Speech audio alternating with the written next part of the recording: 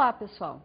O tema da nossa aula hoje é a formação de professores e a educação inclusiva. Vocês viram no clipe que deu início à nossa aula aquelas imagens gostosas, vendo os professores atuando. Quando a gente vê isso, poucas vezes nos vem a lembrança, a ideia de que muitas vezes, para eles chegarem àquele ponto, tiveram que fazer uma caminhada muito longa, tiveram que fazer um esforço muito grande para se prepararem para atender a todo tipo de aluno que hoje vem para a escola regular. Então, essas questões demandam uma discussão um pouco maior sobre a questão da formação. Como esses professores foram ou não capacitados, preparados, formados para terem condições de fazer o melhor trabalho possível com esse alunado, considerado alunado com necessidades educacionais especiais. Então, o que nós vamos ver é que a formação dos professores, ao longo do tempo, ela sempre esteve relacionada à educação inclusiva de uma forma muito distante. É uma ideia nova e essa formação foi sempre feita à parte da formação geral desses profissionais. Não havia um encaminhamento junto àquela formação básica, já visando capacitá-los para atender esse tipo de aluno. E é uma questão bastante polêmica. Nós vamos ver ao longo de todo o nosso curso, particularmente nessa aula, que essa questão é o que mais aflige os profissionais da educação quando se fala em práticas de inclusão. Isso gera uma insegurança, gera incertezas, gera, sobretudo, uma consciência do seu despreparo. Então, para a gente chegar a ter esses momentos agradáveis de relacionamento interpessoal e processo ensino-aprendizagem de modo satisfatório, muita coisa tem que ser feita e muito já se caminhou para isso. Apesar de toda a polêmica que gera, a educação inclusiva hoje não é mais questionada, ela é questionada na sua implementação. As sociedades modernas hoje, elas delegaram às escolas várias funções novas por conta de mudanças que aconteceram em termos, inclusive, geopolíticos ao longo do tempo, mas algumas funções para as quais a escola não estava preparada e ainda não está. E, sobretudo, os seus profissionais também ainda não estão se sentindo seguros, se sentindo em condições de dar conta de, além de produzir conhecimento, preparar cidadãos, de divulgar e transmitir valores éticos, valores morais, ainda dar conta desse diferente, seja ele quem for. A democratização da escola, então, trouxe ao lado desse aspecto extremamente favorável, que é abrir a possibilidade de acesso à educação para todos, trouxe também problemas. Por quê? Porque a escola não está capacitada, não se sentiu capaz de dar conta dessas novas atribuições. E o que a gente percebe é que o histórico de alunos com fracasso escolar aumentou significativamente por um certo período. E um fracasso que se traduzia ou na evasão, ou na repetência, ou até mesmo no péssimo desempenho desse aluno, mesmo quando ele continuava na escola. Então, essas questões todas chamaram a atenção dos profissionais, dos pesquisadores, no sentido de buscar soluções para isso. E o mesmo aconteceu, e até de uma maneira mais grave, mais preocupante, com a educação especial, como era de se esperar. Como nós já falamos agora no início, um preparo de professores para trabalhar com educação especial sempre foi alguma coisa acessória, alguma coisa à parte dessa formação básica que todos os professores recebiam. Então, nada mais natural, de repente até meio que óbvio, que os problemas maiores aparecessem quando se falasse em educação especial. A educação especial no Brasil, durante muito tempo, durante décadas, ela ficou meio esquecida, não foi tratada com o devido cuidado.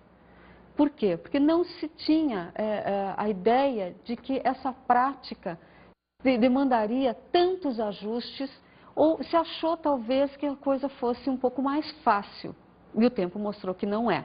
A educação especial, então, sempre uma coisa à parte da formação dos professores, ela requer uma revisão, então, dessas práticas, de como isso tudo foi conduzido. E a primeira constatação que nós podemos fazer é que essa formação era dada em cursos adicionais ao antigo curso normal, que formava profissionais de nível médio, mas profissionais que não estavam plenamente capacitados para trabalhar com alunos portadores de necessidades educacionais especiais. Então, eram especialistas do ensino médio, hoje do ensino médio. Então, o curso normal, ele tentava dar preparo para esses professores, mas efetivamente não se concretizava como alguma qualificação efetiva no sentido de dar condições para esses profissionais receberem esses alunos. Até porque, nesse contexto inicial, não era uma prática comum. Né? Como nós já vimos, a tendência era que esses portadores de necessidades educacionais especiais estivessem em escolas especializadas. O que aconteceu, então, é que essa formação, essa orientação foi feita em cursos de graduação, num segundo momento, em psicologia e pedagogia. Então, se abrem novas possibilidades nesse sentido, mas ainda alguma coisa muito marcada pelo caráter de alguma coisa à parte, extra, excepcional. A ideia de que esses alunos eram excepcionais. Então, a própria terminologia mostra um pouco como a questão da inclusão era tratada, ou melhor, como ela não era tratada. Então, a psicologia dos excepcionais era uma disciplina nesses cursos de graduação. E aparecia como uma disciplina bastante complicada, a começar pelo seu ementário. Era um ementário muito amplo, que pretendia dar conta de várias questões e acabava não dando conta de nenhuma direito. Por quê? Porque, como sendo uma disciplina, em primeiro lugar, optativa, já denotava, então, um caráter de alguma coisa que nem todos precisavam fazer. A ideia de ser opcional ao profissional da educação, fazer ou não a disciplina de psicologia dos excepcionais, já demonstrava, de certa maneira, que nem todos teriam interesse pelo assunto. E esse ementário, ele procurava explicitar desde perfis médico-psicológicos dos excepcionais, até discutir métodos didáticos, técnicas, recursos pedagógicos. Então, era uma coisa muito grande e não se tinha condições, ao longo de um período de estudo de uma disciplina, aprofundar nenhum desses aspectos.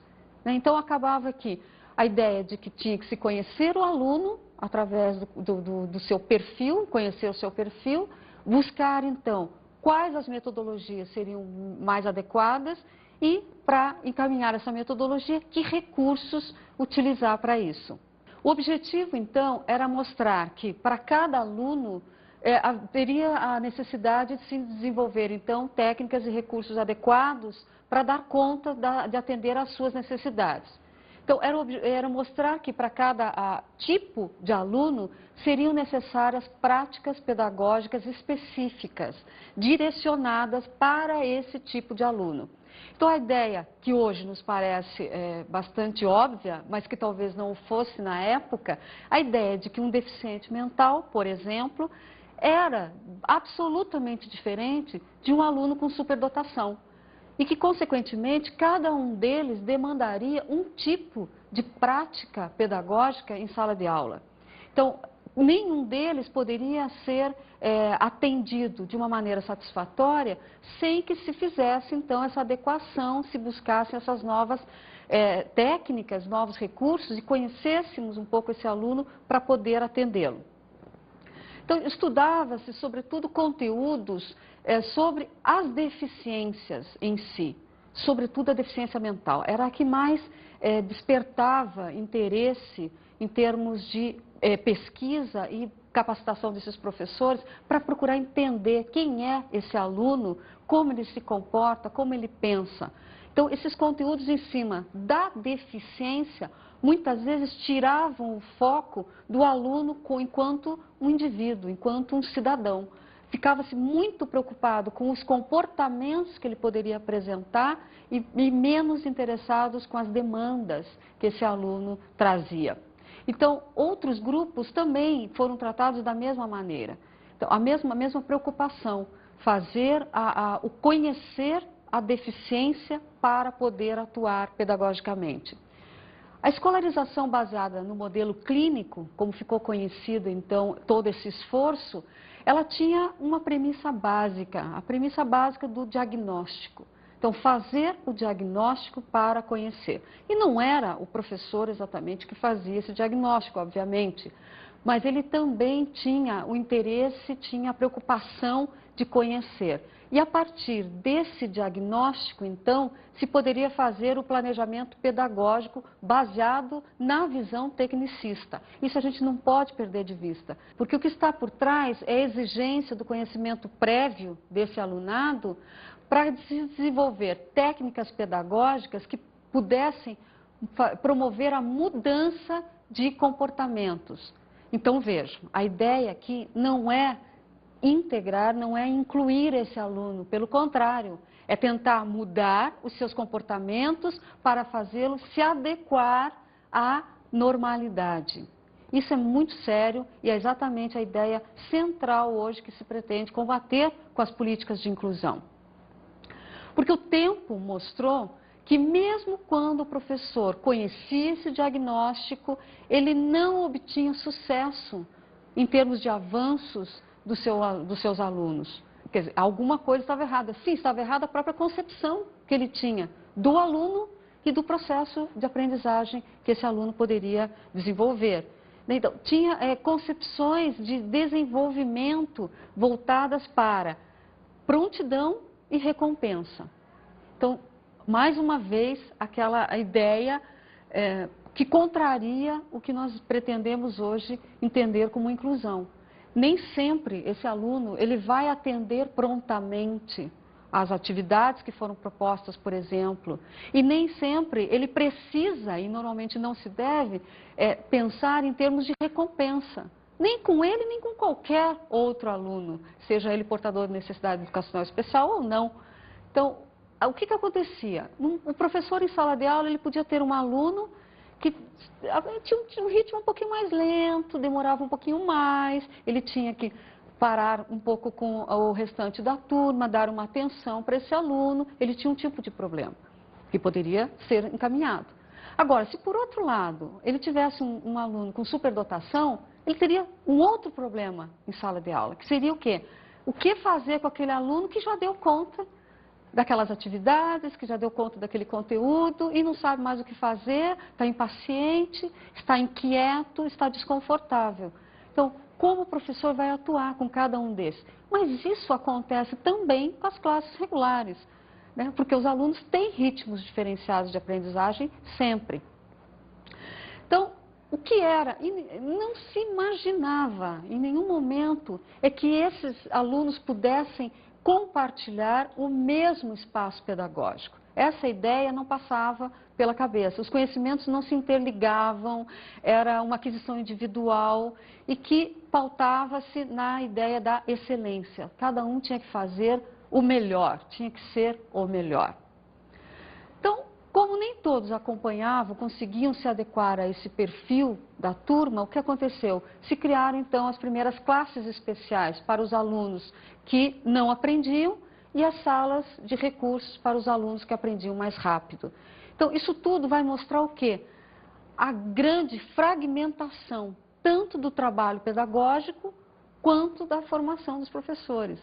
Então, em nenhum momento se tem uma ideia de pensar o todo, mas as partes fragmentadas, separadas umas das outras, tanto as práticas quanto os alunos em si. Então foram muitos avanços na educação especial no Brasil ao longo do tempo. Por mais que tenha começado tardiamente, mas quando começou a avançar, a gente conseguiu, através de legislação, de práticas, avançar no sentido de buscar, então, acompanhar quais eram esses parâmetros internacionais para a educação inclusiva. E até a década de 70 havia, então, uma forte presença da filantropia, da boa vontade das escolas. Porque o que acontecia? Então, os alunos, em sua maioria, eram encaminhados para escolas especializadas, como nós vimos, né? E quem é que se interessava, quem é que cuidava dos chamados excepcionais? Professores que ou estavam já tendo uma experiência direta com eles e conheciam as suas dificuldades, conheciam as dificuldades para a sua escolarização, ou os chamados professores idealistas, que então tinham aquela vontade de fazer a coisa, mas não sabiam muito bem o que fazer. Eles foram pioneiros da nova educação especial no Brasil e merecem a lembrança sempre por conta disso. Alguns professores partiram, então, em busca dessa especialização, partiram para mestrados, doutorados fora do Brasil e participaram do convênio MEC-USAID, assinado entre o Brasil e os Estados Unidos em 1966. A educação como fator estratégico da política desenvolvimentista, então, deveria-se tentar, primeiro, minimizar os conflitos sociais, barrar qualquer obstáculo rumo ao crescimento econômico do Brasil e melhorar a situação de produção científica das instituições de ensino superior. Então, esse convênio tinha essa primeira proposta. A Política Nacional de Educação Especial, então, ela começa ancorada pela Lei 5692/71, que nos coloca, então, ao lado de todos os avanços promovidos mundialmente em termos de educação especial. Vamos para o intervalo, depois a gente volta.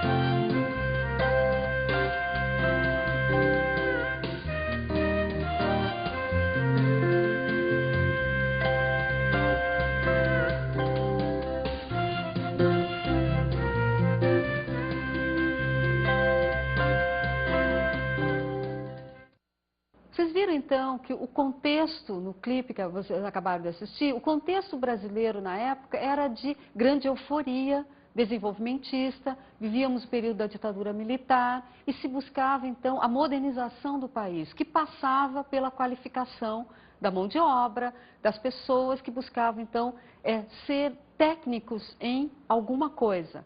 Por conta disso, então, muitos brasileiros participaram de eventos internacionais sobre a educação especial, puderam ver em loco avanços que aconteciam em alguns países como a Inglaterra, a Noruega, a Itália, e traziam então essa bagagem de informações para o Brasil, que acabou se concretizando então na Política Nacional de Educação Especial, que teve como base legal a Lei 5692/71, que traz então a possibilidade de que os brasileiros, os profissionais ligados à educação, estivessem atualizados com o que acontecia fora daqui. Com a criação então, do Centro Nacional de Educação Especial, do MEC, em 1974, a gente tem uma mudança mais significativa ainda. A educação dos excepcionais passa a ser denominada educação especial. Então, vejam, se a gente for pensar em termos de contexto histórico, a própria ideia de educação especial é uma ideia recente. Por quê? O contexto em 74 já é outro, já começa a ser outro, no sentido de se perceber que nem tudo vai ser possível com esse tipo de aluno. Foram trazidos, então, nesse momento, vários especialistas, sobretudo especialistas americanos, que vieram para o Brasil contar um pouco das suas experiências, mas, sobretudo, divulgar as suas filosofias, o seu pensamento. E todos os profissionais brasileiros ligados à área, então, sofreram forte influência do pensamento americano e europeu com relação à educação especial. Isso foi bom e foi ruim. Foi bom no sentido de nos manter, então, atualizados com as discussões que aconteciam pelo mundo afora. E foi ruim porque especialmente a influência americana ratificou, manteve a ideia da educação tecnicista. Um outro momento importante, ainda nesse mesmo contexto, foi a criação de cursos acadêmicos específicos para a educação especial. Então, esse é um grande avanço que acontece com a criação do curso de mestrado em Educação Especial na Universidade Federal do Rio de Janeiro, a UFRJ, que então abre essa nova possibilidade de formação dos profissionais no Brasil e não mais precisando sair. E também o curso de habilitação em Educação Especial no curso de Pedagogia, além da licenciatura em Educação Especial. Então, vejam, num curto espaço de tempo, a gente consegue avançar vários passos em direção a uma melhor qualificação dos professores em educação especial. Mas, por outro lado, consagra-se a fragmentação dessa formação. Em nenhum momento o professor ele recebe, ao longo desse seu período de formação, durante esse tempo todo, a discussão da educação especial. Ela não se faz presente, ela ainda se faz presente como alguma coisa a mais. Então, seja o mestrado, seja a especialização, mas ainda é alguma coisa que tem que se buscar fora da formação básica. Isso tudo gera também uma nova concepção de quem sejam os alunos portadores de necessidades educacionais especiais. E, como a gente já falou aqui várias vezes, as escolas não tinham condições de receber esses alunos nesse primeiro momento, principalmente por conta das suas condições físicas, né? Alunos que não tinham a autonomia para ir e vir e não tinham condições de fazer essa escolarização nas mesmas condições dos demais, por necessitarem de ajuda mesmo, até para se locomover. E, por outro lado, os professores também não tinham formação para escolarizar esses alunos a partir do momento em que se exigem novas demandas. Mas a ideia que está por trás de tudo isso é que, como não? Eles eram os profissionais preparados para isso. Se eles não podiam, quem poderia? Né? Então, passa-se essa obrigação para o professor como sendo alguma coisa dada. Ele tem que ter, sim, ele deveria dar conta de toda essa diversidade biopsico-sociocultural desse alunado. Não se questionava que ele talvez não quisesse ou não se sentisse capaz para isso. A educação especial na globalização trouxe novas demandas sociais para a escola e novas configurações práticas da formação profissional. Então, a inserção, por exemplo, de novas tecnologias às práticas educacionais, as próprias mudanças em termos de políticas públicas pautadas na inclusão, a implementação legislativa das práticas pedagógicas da inclusão, isso tudo são novidades que se colocam nesse contexto novo, que se diferencia daquele dos anos 70, bastante, e já não se tem, então, tanto uma preocupação com a educação como alguma coisa que tem que formar técnicos. A ideia agora já é bem outra.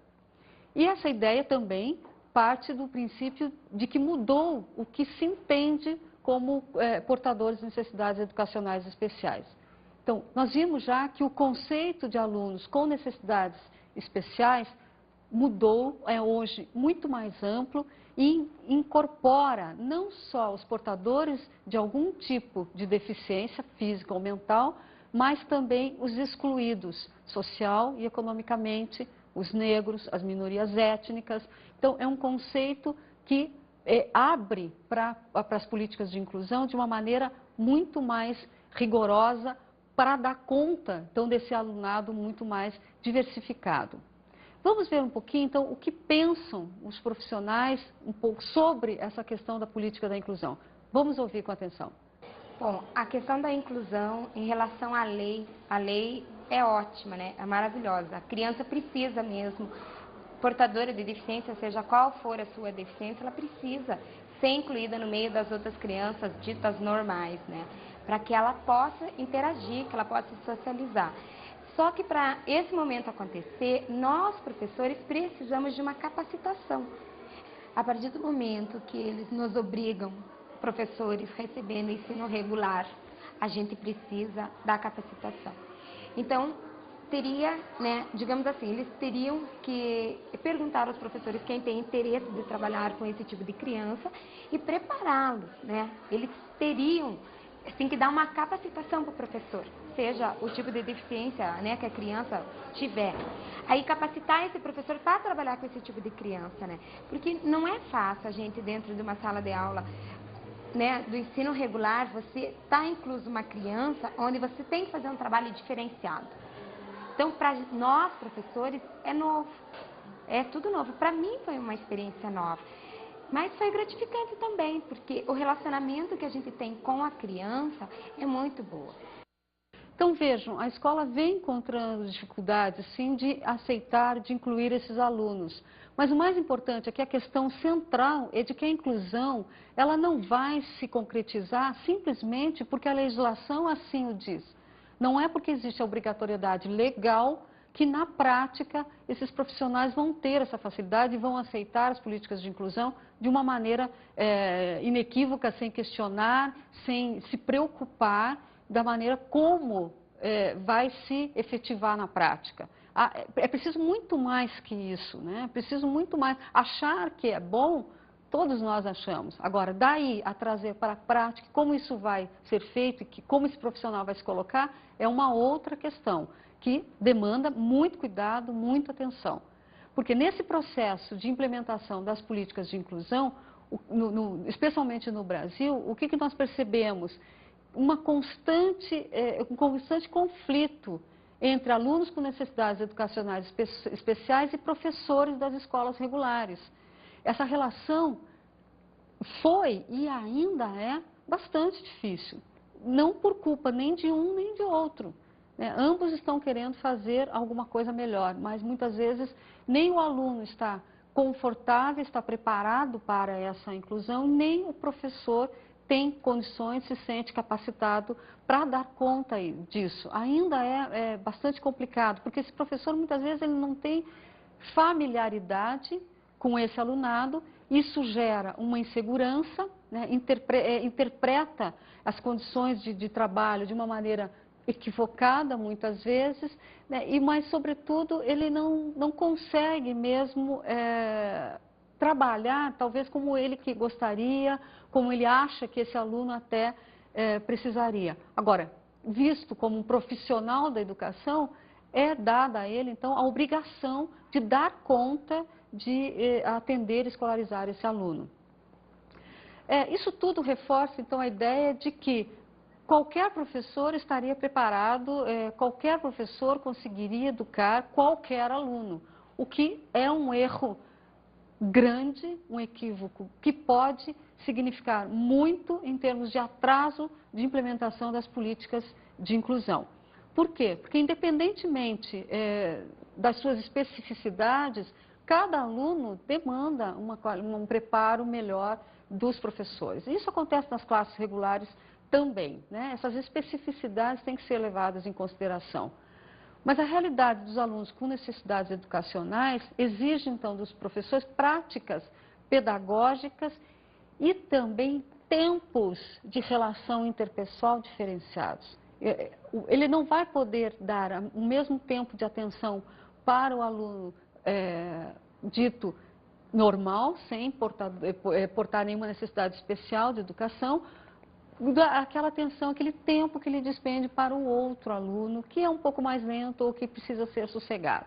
Então, a própria percepção do professor de como ele tem que se colocar diante desse aluno, exige dele um pensar sobre essa atividade, um pensar sobre essa capacitação, sobre essas demandas, que ele precisa, antes de tudo, conhecer. A reação dos professores nas escolas regulares, então, não deveria nos espantar. Essa reação e essa resistência que a gente encontra nesses professores não é surpresa, de certa maneira. Por quê? Porque em relação à inclusão desses alunos portadores de necessidades especiais, eles estão absolutamente inseguros, né? Nem todos, afinal de contas, escolheram trabalhar com esse tipo de aluno. É diferente, por exemplo, de um médico que fez a sua opção por trabalhar com um aluno, por exemplo, portador de deficiência visual. Ele fez essa escolha. O professor muitas vezes não fez. Pelo contrário, ele nem quer. E isso tem que ser levado em consideração, porque acaba gerando um medo que muitas vezes desemboca até na demissão. O professor prefere sair, fugir mesmo, abrir mão da sua profissão, buscar outra escola e não ter que lidar mais com esse problema que para ele se transformou a inclusão. Mas é preciso o apoio ao professor da educação inclusiva. E ele tem que saber que ele tem direito a esse apoio. Isso é o que muitos não sabem. A legislação que traz as políticas de inclusão para a discussão, ela também pensou nesse sentido no apoio que o professor precisa. O artigo 59 da LDB prevê exatamente o serviço de apoio especializado ao qual todo professor tem direito de buscar e deve buscar na medida em que se sinta incapacitado para dar conta desse alunado. Ele não tem a obrigação de fazer tudo sozinho, não é sua obrigação, não é assim que se espera que as coisas funcionem. Ele tem que exigir esse apoio especializado e exigir mais, que se cumpra a lei. Então, não é simplesmente se criticando os professores que nós vamos avançar no sentido de implementar as políticas de inclusão, mas de mostrar para eles que quem quer, quem quiser trabalhar, pode recorrer então a essa ajuda e se capacitar melhor e fazer um trabalho que lhe dê prazer. Traz também uma outra discussão que é a obrigatoriedade do Estado em garantir essa capacitação. Os governos também são responsáveis por garantir as condições ideais para as políticas de inclusão se efetivarem, se concretizarem. E é preciso cobrar desses governos. Então, por quê? Porque tanto União, Estados, municípios, cada um deles tem a sua tarefa também a ser cumprida. Então, como nós já falamos, a própria LDB, no seu artigo 59, prevê isso, mas se o professor não cobrar, possivelmente ninguém vai chegar para ele e dizer, olha, você tem direito, vá procurar, né? Nós estamos aqui para te ajudar. Não, ele tem que conhecer primeiro que isso existe e o governo tem que fazer o seu papel. Por quê? Porque foram muitos as dificuldades, o caminho foi muito árduo até que se chegasse à ideia de que 2 tipos de professores poderiam ser formados. Seriam formados a partir dessa ideia, né?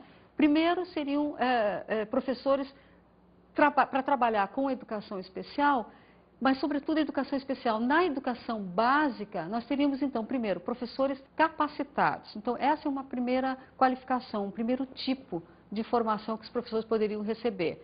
E, além desse, então, os professores especializados. Há uma pequena diferença entre os dois, conforme o tipo de encaminhamento que se dá para essa formação.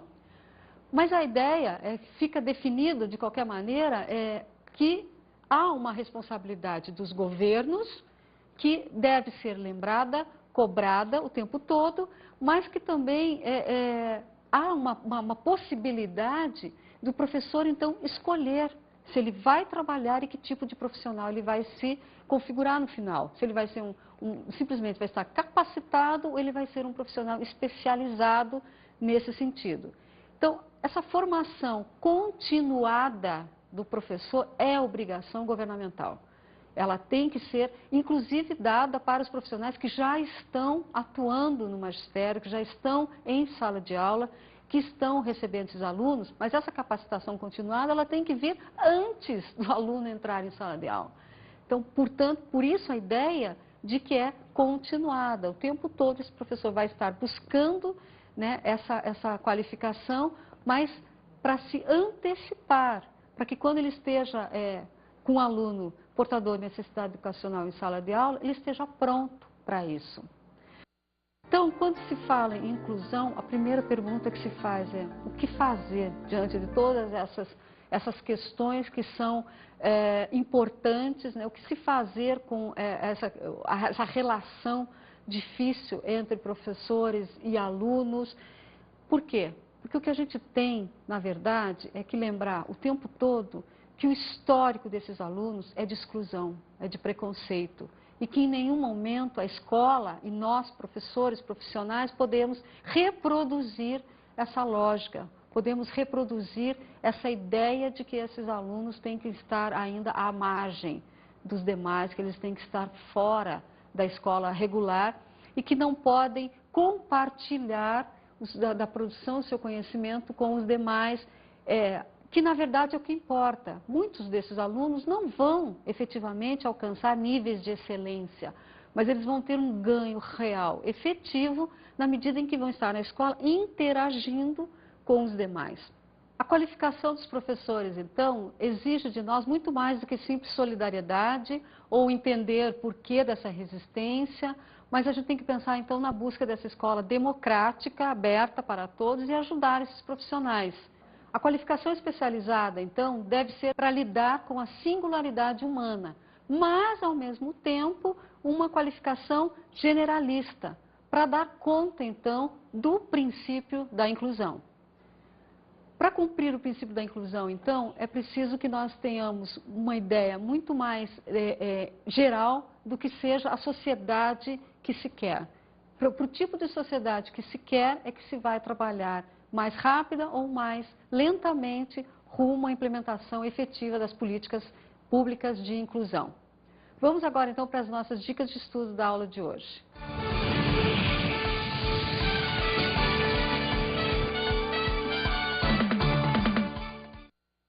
Então, pessoal, a dica de estudo hoje é vocês pensarem um pouco qual foi a formação de vocês. Durante a sua formação, se falou em inclusão? Converse com seus colegas e pense sobre isso.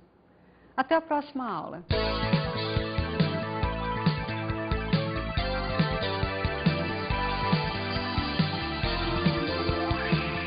Na aula de hoje, estudamos a evolução da educação inclusiva no Brasil. Os avanços da educação inclusiva no Brasil se deram, então, de diferentes maneiras, sempre com muitos dilemas, muitos desafios a serem vencidos e em diferentes contextos históricos. Observamos algumas possibilidades da educação inclusiva na era da globalização. A globalização, então, nos trouxe novas tecnologias educacionais, novas demandas para a escola e, sobretudo, nova concepção do que sejam os alunos portadores de necessidades educacionais especiais. E vimos a possibilidade de suporte ao professor para realizar a inclusão em seu trabalho. Então, o professor precisa saber que ele tem direito a apoio especializado e nós precisamos entender, então, as reações, os conflitos que eles enfrentam, entender até, muitas vezes, a resistência desses profissionais para trabalhar com a inclusão. Até a próxima aula.